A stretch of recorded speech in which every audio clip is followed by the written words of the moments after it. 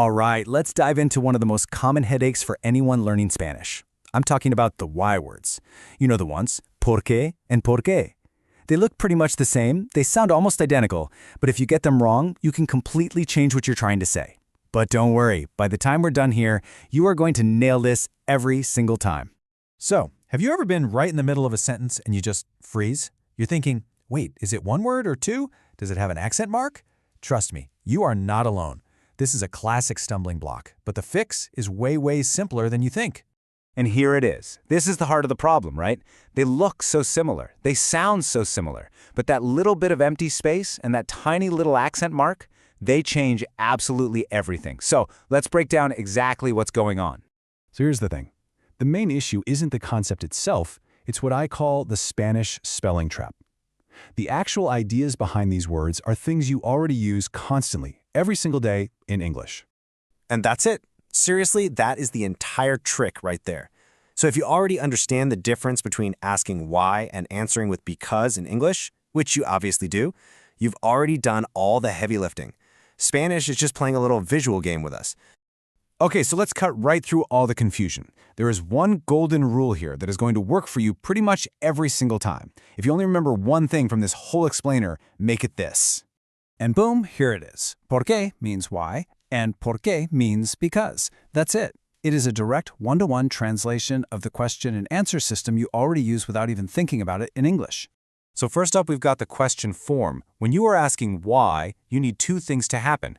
You need two separate words, por and que, and you need that accent mark over the E. You can almost think of that accent as being part of the question mark itself. And what about the answer? Well, for the answer, you just squish it all together into one single word, porque, and you drop that accent. This is your reason word. No question, so no accent, and no space. It's really as simple as that. Okay, theory is great, but let's see how this actually works in a real conversation. We're going to start with asking the question using our two-word accented version. Here is a classic example. You are going to hear this one all the time. Just notice the key features. Two words, that little accent, and of course the question marks. This is a direct question, asking for a reason. And the translation is, yup, exactly what you'd expect. A straightforward why. It maps directly onto our English question word.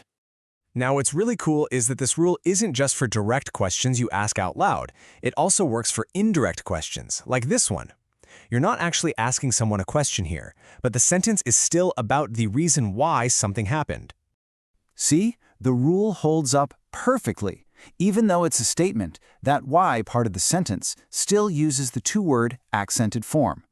The key is, if the meaning in your head is why, you use porque. All right, so every question needs an answer.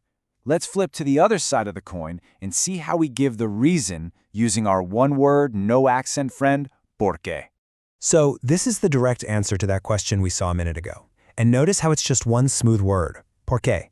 It's introducing the reason, or in this case, the excuse. And the translation, well, it lines up perfectly. Porque is your go-to word for because.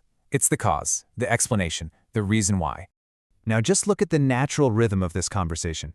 It's a perfect little dance, right? The question, ¿por qué? The answer, ¿por qué? It is the exact same back and forth as why and because. You would never mix those up in English, and now you have the secret to never mixing them up in Spanish either. Okay, so you've basically mastered the main two that cover 99% of cases. But hey, if you're ready to level up, there are two other, much less common forms. But don't worry, they have really clear signals that make them super easy to spot. First up is el porqué. This one's a noun, and it literally means the reason. The absolute dead giveaway here is that little article el, or sometimes un, right in front of it. If you see that, you know you're dealing with a noun form. And then there's this last one, porque. That's two words, no accent. This is the rare one. It means something kind of formal like for which. And honestly, as a beginner, you can pretty much just file this one away in the back of your brain for later. You will almost never need it. Okay, that was a lot, I know. So let's boil this all down into one final cheat sheet. This is everything you need to remember to get it right every single time you speak or write. Here's your entire decision-making process in about 2 seconds. Just ask yourself, am I asking why? If yes, use two words with an accent. Am I answering with because? Then use one word, no accent. That's it. That's the whole system right there. And looking at the most common mistakes is probably the best way to make this really stick.